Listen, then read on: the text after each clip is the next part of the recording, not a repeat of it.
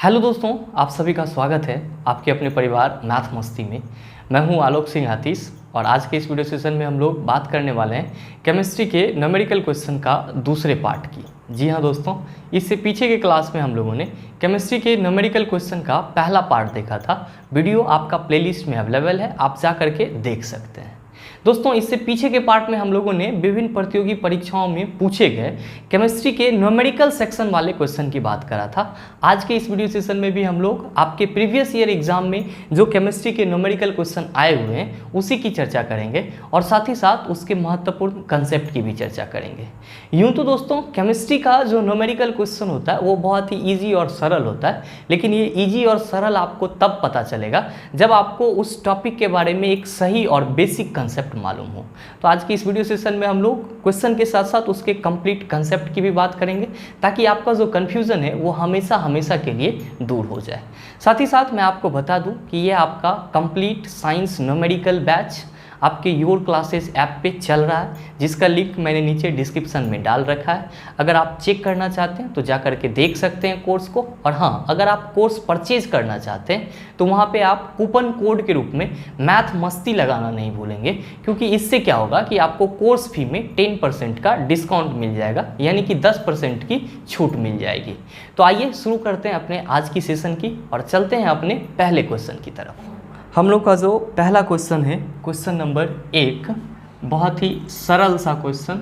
क्या पूछा है आपसे कि परमाणु संख्या Z एवं द्रव्यमान संख्या A के एक परमाणु में इलेक्ट्रॉन की संख्या है। दोस्तों, आपको यहाँ पे क्या कहा जा रहा है कि कोई परमाणु है आपका, या आप ये कह सकते हो कि कोई तत्व है आपका जिसका परमाणु संख्या Z है और द्रव्यमान संख्या A है, तो उस परमाणु में इलेक्ट्रॉन की टोटल संख्या क्या होगी। जरा सा इसको फिगर के रूप में ऐसे देख सकते हैं कि किसी भी तत्व को उसके परमाणु संख्या और परमाणु भार के सहारे कैसे रिप्रेजेंट करते हैं। तो हम लोग कहते हैं, जैसे कि सर हम ऑक्सीजन की बात करते हैं तो आप कहते हैं सर ऑक्सीजन का परमाणु संख्या 8 है और इसका परमाणु भार कितना है सर, 16 है।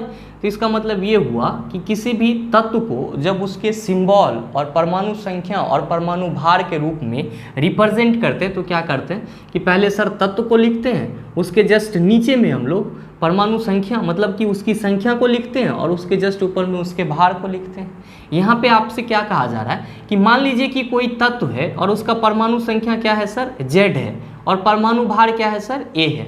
मैंने आपको क्या बोला कि मान लीजिए कि कोई आपका तत्व M है जिसका परमाणु संख्या क्या है, Z, और परमाणु भार क्या है सर, A। तो अब आप यहाँ पे समझिए कि सर परमाणु संख्या इक्वल टू क्या होता है, या परमाणु संख्या को हम लोग डिफाइन कैसे करते हैं। तो क्या कहते हैं सर कि किसी तत्व में उपस्थित कुल प्रोटॉन की संख्या, मतलब कोई भी तत्व में जितना प्रोटॉन की संख्या क्या होता है, उपस्थित होता है, उसी को हम लोग क्या कहते हैं सर, परमाणु संख्या कहते हैं उस तत्व की। और परमाणु संख्या को Z से रिप्रेजेंट करा जाता है। दोस्तों, एक और कंसेप्ट आप ध्यान में रखेंगे कि कोई भी परमाणु जो होता है वो विद्युतता उदासीन होता है। इसका मतलब ये हुआ कि परमाणु में जितना प्रोटॉन होगा उतना ही क्या होगा, इलेक्ट्रॉन होगा। मतलब आपको तो ये मालूम ही होना चाहिए कि किसी भी परमाणु में 3 सब एटॉमिक पार्टिकल्स होते हैं, इलेक्ट्रॉन, प्रोटॉन और न्यूट्रॉन। इलेक्ट्रॉन पे नेगेटिव चार्ज होता है, प्रोटॉन पे पॉजिटिव चार्ज होता है और न्यूट्रल उदासीन होता है। और मैं आपको यहाँ पे बता रहा हूँ कि परमाणु संख्या इक्वल टू प्रोटॉन की संख्या होता है और परमाणु विद्युतता उदासीन होते हैं। तो इसका मतलब ये हुआ कि परमाणु में प्रोटॉन और इलेक्ट्रॉन की संख्या क्या होती है सर, इक्वल होती है। सो आप ये भी कह सकते हैं कि सर परमाणु संख्या इक्वल टू प्रोटॉन की संख्या इक्वल टू इलेक्ट्रॉन की संख्या, आप ये भी कह सकते हैं। अब आप इसको ऐसे लिख सकते हैं by symbol Z equal to P equal to E। मतलब क्या कि परमाणु संख्या जो है वो इलेक्ट्रॉन की संख्या के बराबर होती है। इसका मतलब आप ये कह सकते हैं कि किसी तत्व का जितना परमाणु संख्या होगा उस तत्व में उतना ही इलेक्ट्रॉन होगा और उतना ही क्या होगा सर, प्रोटॉन होगा। अच्छा, आपका क्वेश्चन क्या पूछा है कि परमाणु संख्या Z एवं द्रव्यमान संख्या A के एक परमाणु में इलेक्ट्रॉन की संख्या कितनी होगी। जब कह रहा है कि परमाणु संख्या Z है और परमाणु संख्या प्रोटॉन के बराबर होती है और प्रोटॉन इलेक्ट्रॉन के बराबर होती है, इसका मतलब ये हुआ कि इलेक्ट्रॉन की संख्या भी क्या होगी सर, Z ही होगी। अगर हम Z इक्वल टू P कह सकते हैं तो हम Z इक्वल टू E क्यों नहीं कह सकते हैं, आराम से कह सकते हैं। मतलब क्या कि आपके इस क्वेश्चन का जो सही आंसर हो जाएगा वो हो जाएगा ऑप्शन नंबर A। क्या हो जाएगा सर, ऑप्शन नंबर A। ध्यान दीजिएगा, यहाँ पे द्रव्यमान संख्या की भी बात करा गया है। जरा सा इसको भी समझ लीजिए कि द्रव्यमान संख्या को हम लोग परमाणु भार के नाम से भी जानते हैं। और इसको रिप्रेजेंट कैसे करते हैं? तो सर द्रव्यमान संख्या को A से रिप्रेजेंट करते हैं। और द्रव्यमान संख्या इक्वल टू हम लोग क्या कहते हैं कि किसी भी तत्व का जो द्रव्यमान संख्या होता है उस तत्व के नाभिक में उपस्थित प्रोटॉन और न्यूट्रॉन के संख्या का योग होता है। मतलब आप A इक्वल टू क्या कह सकते हो सर? P प्लस N कह सकते हो। मतलब द्रव्यमान संख्या equal to proton plus neutron की संख्या का योग। अगर आपसे न्यूट्रॉन निकालने के लिए कभी पूछ दे तो आप क्या कहिएगा सर? A minus P. मतलब द्रव्यमान संख्या माइनस प्रोटॉन की संख्या इक्वल टू क्या हो जाएगा? न्यूट्रॉन हो जाएगा।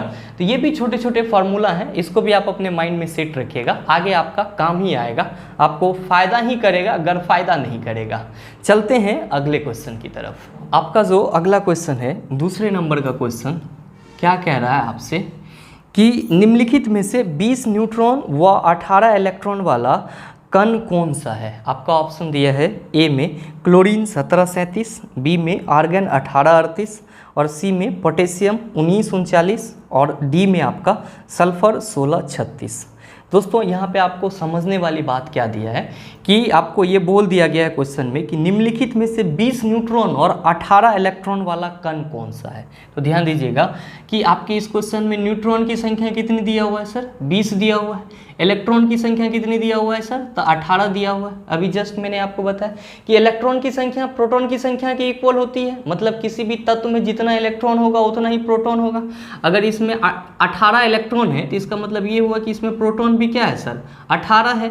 और जब आपको प्रोटॉन की संख्या मालूम चल गया तो आप ये ना कह सकते हैं कि सर अभी तो हम जस्ट पढ़े हैं कि परमाणु संख्या प्रोटॉन की संख्या के बराबर होती है। मतलब क्या कि यहाँ पे तत्व में प्रोटॉन की संख्या 18 है। मतलब इस तत्व का जो परमाणु संख्या है वो सर क्या है सर? इस तत्व का परमाणु संख्या 18 हो गया। इस तत्व का परमाणु संख्या क्या हो गया सर? 18 हो गया। अब बात करते हैं सर, चूंकि आपके क्वेश्चन में ये बताना है, जो आपका सिंबल दिया हुआ है क्लोरीन 1737 और इस तरह से आपका दिया हुआ है आर्गन 18 आपका 38, तो इस तरह से जो दिया हुआ है इसका मतलब ये हुआ कि ये क्लोरीन है, इसका परमाणु संख्या 17 है और परमाणु भार 37 है। तो मेनली रूप से हमको क्वेश्चन में डाटा के हेल्प से क्या निकालना है? परमाणु संख्या और परमाणु भार निकालना है। और फिर जब हमको पता चल जाएगा कि हाँ ये परमाणु संख्या और परमाणु भार है तो हमको एलिमेंट भी मिल जाएगा। तो परमाणु संख्या तो हमने निकाल लिया सर, क्या सर? कि Z इक्वल टू क्या होगा? 18 होगा। अब बात करते हैं सर इसी तत्व के परमाणु भार की। तो अभी जस्ट मैंने आपको परमाणु भार के लिए फॉर्मूला बताया था, क्या A इक्वल टू क्या होता है? तो प्रोटॉन प्लस न्यूट्रॉन का योग। तो आप यहाँ पे कह सकते हैं sir A equal to proton कितना है? 18 और न्यूट्रॉन कितना है सर? 20। तो ये कितना हो गया सर? 38। मतलब क्या कि परमाणु संख्या 18 है और परमाणु भार क्या है आपका? 38। अब देखिए आपके ऑप्शन में कौन सा ऐसा है तत्व जिसका परमाणु संख्या 18 और परमाणु भार 38 है? तो आप कहेंगे sir option number B. Option number B, argon में क्या है सर? परमाणु संख्या 18 और परमाणु भार कितना है? 38। तो आपके इस क्वेश्चन का सही आंसर ऑप्शन नंबर बी है। राइट आंसर आपके इस क्वेश्चन का क्या है सर? Option number B. उम्मीद करते हैं कि आप इस चीज़ को समझ पाए होंगे। अब आपको आगे कभी भी इस टाइप का क्वेश्चन मिलेगा तो हमेशा कोशिश कीजिएगा कि क्वेश्चन के डाटा से हम परमाणु संख्या और परमाणु भार निकाल लें। और जब आप ये दोनों निकाल लीजिएगा तो तत्व में कैसे इसको सूचित किया जाता है ये आपको पता ही है, तो आंसर आपको ऑटोमेटिकली मिल जाएगा। चलते हैं अगले क्वेश्चन की तरफ। आपका जो अगला क्वेश्चन पूछा है, तीसरे नंबर का क्वेश्चन क्या पूछा है आपसे? ध्यान दीजिएगा। क्वेश्चन आपसे पूछा है कि यदि 1 लीटर नाइट्रोजन में X अणु है तो तापमान एवं दाब की उन्हीं स्थितियों में ऑक्सीजन के 3 लीटर में ऑक्सीजन के कितने अणु होंगे? यहाँ पे क्या क्वेश्चन कह रहा है कि यदि 1 लीटर नाइट्रोजन में कितने अणु हैं सर? X अणु हैं। तो आपसे पूछा जा रहा है कि अगर दाब एवं ताप क्या हो सर? समान हो। दाब एवं ताप क्या हो? समान हो। तो 3 लीटर ऑक्सीजन में कितने अणु होंगे? मतलब क्या कि डैश अणु होंगे। आपसे ये क्वेश्चन पूछा जा रहा है।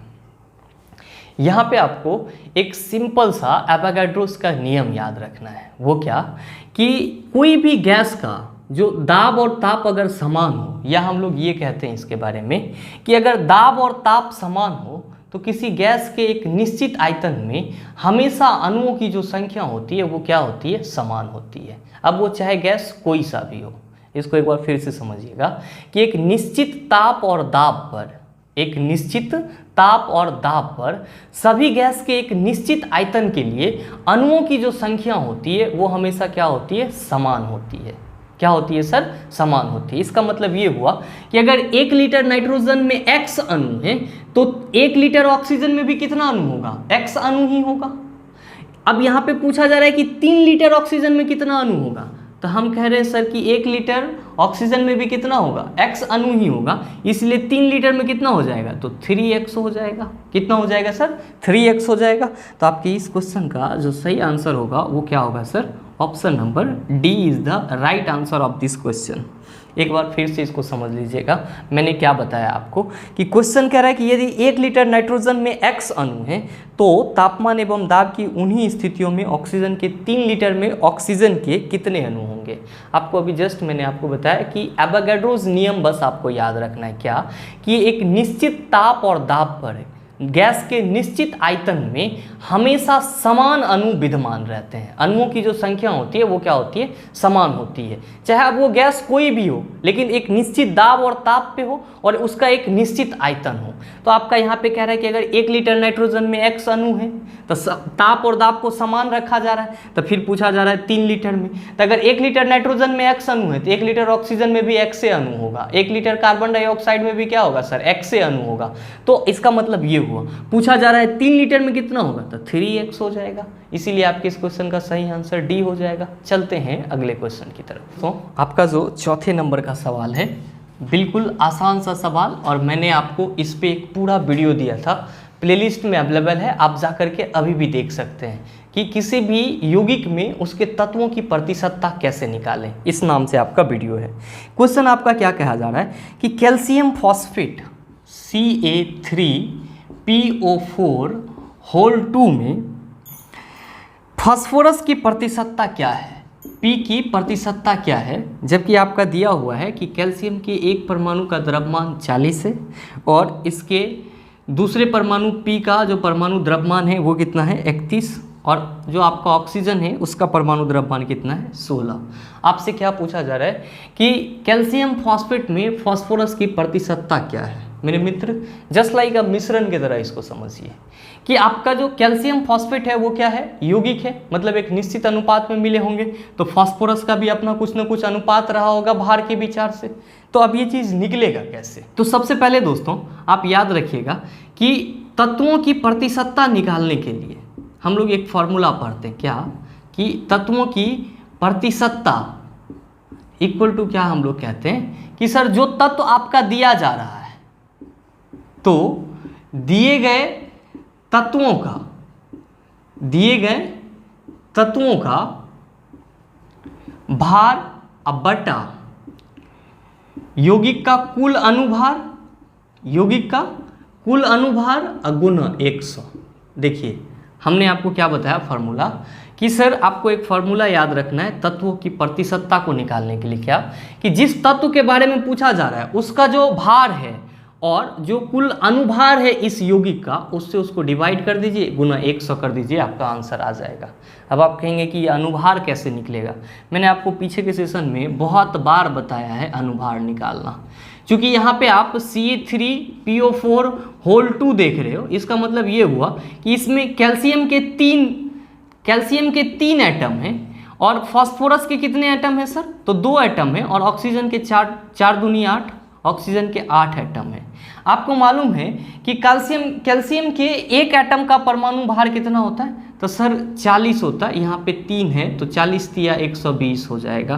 फास्फोरस के एक एटम का परमाणु भार 31 2 है तो 31 दूना 62 हो जाएगा। ऑक्सीजन के एक परमाणु का द्रव्यमान 16, तो यहाँ पे 8 है तो 16 8 है क्या हो जाएगा सर, 127 हो जाएगा। 8 6 के 48, सॉरी 128 हो जाएगा। अब इन सब को जोड़ देंगे तो मेरा अनुभार निकल जाएगा, 8 2 10, 6 2 8, 2 10, 1 11 और 1 1 2 और 1 3। मतलब क्या कि कैल्शियम फॉस्फेट का जो अनुभार है वो कितना है सर, 310 है। और फास्फोरस कितना है सर? तो फास्फोरस के 2 मॉलिक्यूल्स हैं इसमें, तो फास्फोरस का टोटल ग्राम कितना है? 62 ग्राम है फास्फोरस। आपसे फास्फोरस की परसेंटेज पूछी जा रही है। आप यहाँ पे देखो कि तत्वों के प्रतिशत के लिए आपने क्या फॉर्मूला रखा? दिए गए तत्वों का भार, तो हमको किस तत्व का निकालना है सर? फास्फोरस का। तो फास्फोरस का इस यौगिक में टोटल भार कितना है? तो 62 ग्राम। तो हम यहाँ पे 62 ग्राम लिख दिए सर। अब है कुल अनुभार किसका? यौगिक का। तो हम यहाँ पे 310 लिख दिए सर। अब गुना 100 कर देते हैं सर। ये जीरो कैंसिल हो जाएगा। 31 दूना क्या हो गया? 62, और 2 10 जा आपका क्या हो गया सर? 20, 2 दाएँ 20। मतलब क्या कि आपके इस क्वेश्चन का जो सही आंसर हो जाएगा ऑप्शन नंबर बी। कितना सर? 20%। कितना हो जाएगा सर? 20%। कुछ नहीं करना है, बिल्कुल सिंपल सा है। कोई भी आपका यौगिक रहे उसमें उसके अवयवी तत्वों का प्रतिशतता पूछे, तो जिस अवयवी तत्व का प्रतिशतता पूछा जा रहा है उसका पहले आप उस यौगिक में भार निकाल लीजिए, और साथ ही साथ उसके बाद उस यौगिक का अनुभार निकाल लीजिए, और जो जिस तत्व के बारे में पूछा जा रहा है प्रतिशतता, उसके भार में यौगिक के कुल अनुभार से भाग करके 100 से गुना कर दीजिए, आपका आंसर आ जाएगा। चलते हैं दोस्तों अगले क्वेश्चन की तरफ। आपका जो अगला क्वेश्चन है 5वें नंबर का क्वेश्चन, क्या पूछा जा रहा है आपसे क्वेश्चन पूछा जा रहा है कि 45 ग्राम जल में हाइड्रोजन का परमाणु भार 1 है, ऑक्सीजन का परमाणु भार 16 के प्राप्त ग्राम अणुओं की संख्या ज्ञात करें। आपसे क्या क्वेश्चन पूछा जा रहा है कि 45 ग्राम जल में प्राप्त ग्राम अणुओं की संख्या कितनी होगी। मेरे मित्र, आप सबों को पता है कि जल का जो सूत्र होता है वो होता है H2O, और इसका अनुभार हम लोग कितना कहते हैं सर? 18 ग्राम कहते हैं। क्यों कहते हैं? तो सर हाइड्रोजन का परमाणु भार 1, 2 परमाणु हैं तो 1 दूना 2 और प्लस 16। ऑक्सीजन का परमाणु भार कितना होता है? 16। तो 16 दूना हम क्या कहें सर? 18 ग्राम हो गया। अब हम ये कह सकते हैं सर कि 18 ग्राम इक्वल टू 1 ग्राम अणु। 18 ग्राम इक्वल टू हम क्या कह सकते हैं सर? 1 ग्राम अणु। क्यों?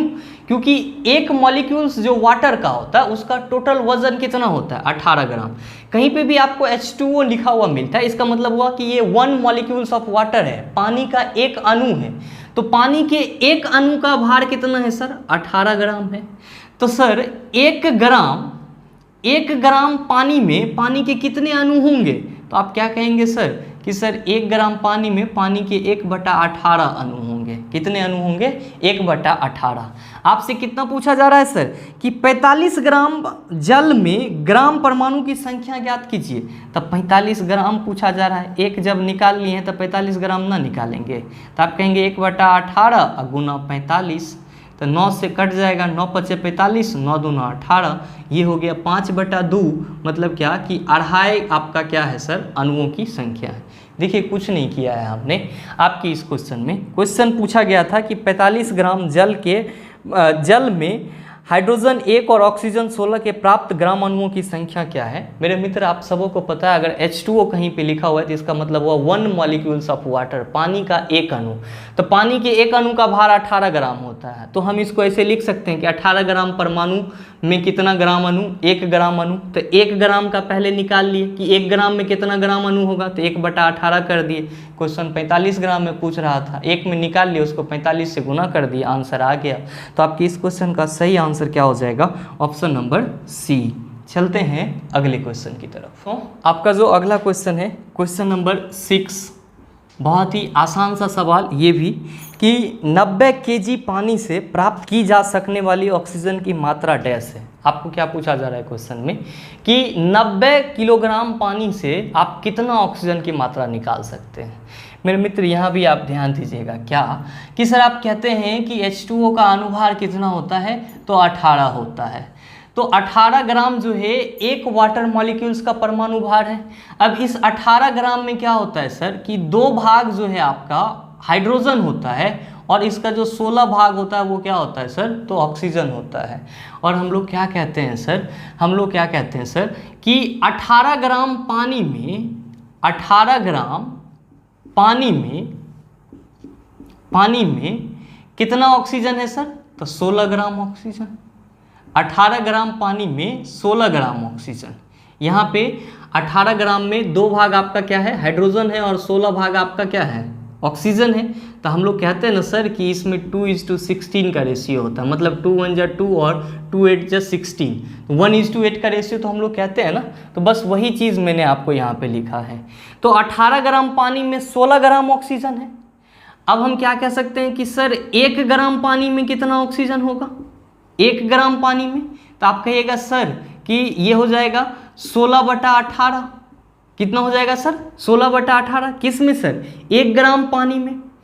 किसकी मात्रा सर? ऑक्सीजन की मात्रा की बात कर रहे हैं। तो 18 ग्राम पानी में O2 की मात्रा, यहाँ पे आप लिख लीजिए नहीं तो कंफ्यूज कर जाइएगा। 18 ग्राम पानी में O2 की मात्रा कितनी? 16 ग्राम। तो 1 ग्राम पानी में O2 की मात्रा कितनी? तो 16/18। आपसे पूछा जा रहा है कि 90 kg पानी से कितना ऑक्सीजन निकाल पाओगे।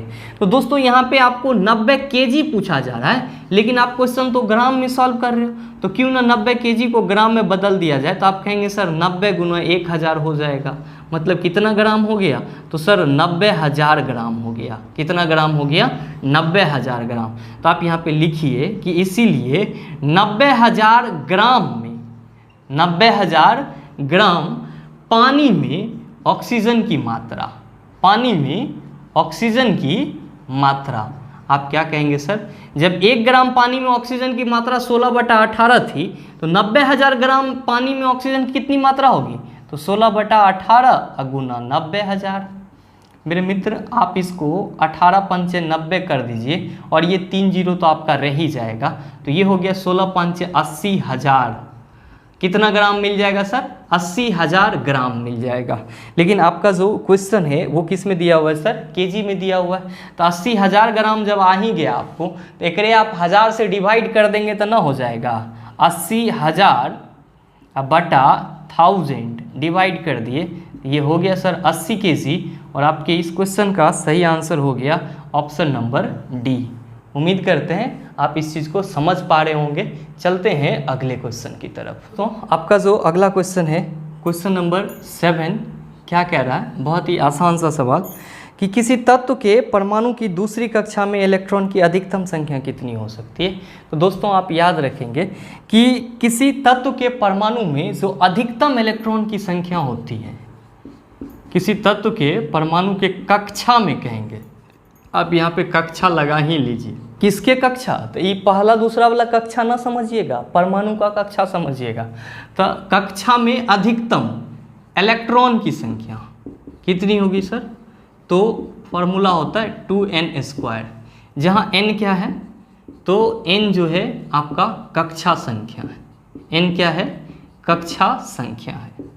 ध्यान देंगे कि कोई भी परमाणु होता है वो आपका क्या होता है? गोलीय होता है। उसके केंद्र में नाभिक होते हैं जहाँ प्रोटॉन और न्यूट्रॉन होता है, और उस केंद्र के चारों ओर वृत्ताकार पाथ होती है जिसमें इलेक्ट्रॉन मूव करते रहते हैं। इसी को कक्षा कहते हैं। तो आपका पहला कक्षा जो है वो नाभिक से सटा हुआ रहता है, दूसरा कक्षा उससे थोड़ा सा दूर या उसके बाद का कक्षा, और फिर तीसरा कक्षा, फिर इसी तरह से चौथा, पांचवा, इस तरह से आते जाता है। तो आपसे क्वेश्चन पूछा है कि किसी परमाणु के दूसरे कक्षा में अधिकतम इलेक्ट्रॉन की संख्या कितनी होगी। तो अधिकतम इलेक्ट्रॉन की संख्या 2n² होती है। तो दूसरे कक्षा में पूछ रहा है तो n के जगह कक्षा संख्या रखेंगे 2 और इसका स्क्वायर कर देंगे। तो 2 × 2 का स्क्वायर करेंगे तो 4, तो 4 2 जा कितना हो जाएगा सर? 8 हो जाएगा। यानी कि आपके इस क्वेश्चन का सही आंसर क्या हो जाएगा? ऑप्शन नंबर ए हो जाएगा। Option number A is the right answer of this question. और ध्यान में रखेंगे दोस्तों कि अगर आपसे तीसरी कक्षा में पूछ दे तो 3 × 9 = 18 हो जाएगा। चौथी में पूछ दे तो 4 × 4 = 16 × 32 हो जाएगा। बस ये फॉर्मूला याद रखेंगे कि किसी भी परमाणु के कक्षा में अधिकतम इलेक्ट्रॉन की संख्या 2n² होती है, और जहां n क्या है? कक्षा संख्या है। दोस्तों उम्मीद करते हैं इस चीज़ को आप समझ पा रहे होंगे। चलते हैं अगले क्वेश्चन की तरफ। आपका जो अगला क्वेश्चन है, क्वेश्चन नंबर 8, क्या कह रहा है आपसे? क्वेश्चन कह रहा है कि 15 डिग्री सेल्सियस पर दिए हुए गैस का प्रेशर P है। यदि आयतन स्थिर रखा जाए तो प्रेशर 3P करने के लिए तापमान कितना चाहिए। दोस्तों क्वेश्चन को पढ़ने से ही लग रहा है कि ये जो आपका क्वेश्चन है ये किस नियम पे आधारित है। तो सर गैलुसेक के नियम पे आधारित है। और ये गैलुसेक का नियम, चार्ल्स नियम, बॉयल्स लॉ, ये सब कहाँ पढ़ते हैं? तो गैसीय नियम में पढ़ते हैं। एक दिन आपका गैसीय नियम पे भी मैं क्लास दूंगा, कंटेंट तैयार कर रहा हूँ, उस पर अच्छा आपको क्लास मिलेगी। तो अभी गैलुसेक नियम के बारे में हम इतना समझते हैं कि गैलुसेक ने क्या बताया था कि अगर किसी गैस का आयतन निश्चित हो, किसी गैस का क्या हो सर, आयतन निश्चित हो, तो उस पर जो लगने वाली दाब होगी उसके ताप के समानुपाती होता है। और इसके थ्रू उन्होंने क्या बताया कि sir P1/T1 equal to P2/T2 होता है। या आप इसी को ऐसे भी कह सकते हैं कि P समानुपाती T और P/T इक्वल टू K, इसको हम लोग गैसीय कांस्टेंट बोलते हैं। तो गैलुसेक ने अपने नियम में क्या बताया कि किसी गैस के एक निश्चित आयतन के लिए, मतलब जब आयतन निश्चित हो तो उस पर जो लगने वाला दाब होगा उसके परम ताप के क्या होगा सर, समानुपाती होगा। क्वेश्चन क्या कह रहा है कि 15 डिग्री सेल्सियस पर दिए हुए गैस का प्रेशर क्या है सर, P है। मतलब पहले पार्ट में कह रहा है कि पहला जो टेम्परेचर T1 है वो कितना है सर, 15 डिग्री सेल्सियस है, और P1 कितना है सर, P है। अब फिर क्या कह रहा है कि यदि आयतन स्थिर रखा जाए, देखिए गैलुसेक नियम है तो आयतन स्थिर ही रहेगा, तो वॉल्यूम आपका क्या है, कांस्टेंट ही है। वॉल्यूम क्या है सर, कांस्टेंट है। तो जब मित्र वॉल्यूम कांस्टेंट है यहाँ पे, तो आप क्या कहते हैं सर कि आपसे पूछा जा रहा है कि अगर प्रेशर को 3P करना हो, मतलब आपका जो दूसरा प्रेशर होगा, इनिशियल में प्रेशर कितना है सर, P, और कह रहा है कि अगर हमको प्रेशर 3P करना है तो नया तापमान क्या होगा, T2 क्या होगा। तो सबसे पहले दोस्तों इस टाइप के प्रॉब्लम को सॉल्व करने के लिए जो आपको डिग्री सेल्सियस में तापमान दिया हुआ है, इसको आप पहले क्या करेंगे, केल्विन में चेंज करेंगे। तो 15 डिग्री सेल्सियस दिया हुआ है, केल्विन में चेंज करेंगे तो 273 ऐड करेंगे, 5 3 8 7 1 8, और ये क्या हो जाएगा सर, 288 केल्विन हो जाएगा। कितना सर, 288 केल्विन। अब हम लोग इस फार्मूला में इन सब का वैल्यू पुट करते हैं, अकॉर्डिंग टू फार्मूला चलते हैं हम लोग। अकॉर्डिंग टू फार्मूला हमने क्या लिखा है सर कि P1 इक्वल टू क्या होता है, T1, और sorry P1/T1 equal to P2/T2। हम यहाँ पे क्या कह सकते हैं कि P1 मेरा कितना है, तो कहेंगे सर P है। T1 कितना है, तो अभी आप देखिए यहाँ पे 288 केल्विन निकाले हैं, तो 288 केल्विन हम यहाँ पे लिख दिए, इक्वल टू किसके बराबर, P2 कितना करना है सर, 3P करना है, 3P लिख दिए। और यहाँ पे T2 हमको मालूम ही करना है मित्र, P और P कट जाएगा आपका, ये क्रॉस मल्टीप्लिकेशन करेंगे तो आप कहेंगे सर T2 इक्वल टू कितना हो जाएगा, 288 या गुना 3, इसको गुना कर दीजिए, 8 3 24, 8 3 24 2 26 और 3 दूना 6 2 8, 864 केल्विन आ गया।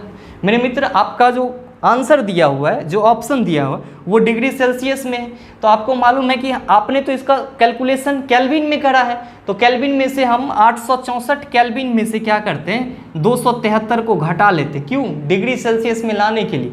डिग्री सेल्सियस को जब केल्विन में चेंज करना होता है तो उसमें 273 जोड़ते हैं, और जब केल्विन को डिग्री सेल्सियस में लाना होता है तो 273 माइनस करते हैं, 4 में से 3 गया 1 और 9 7 16, 5 2 7 1 8।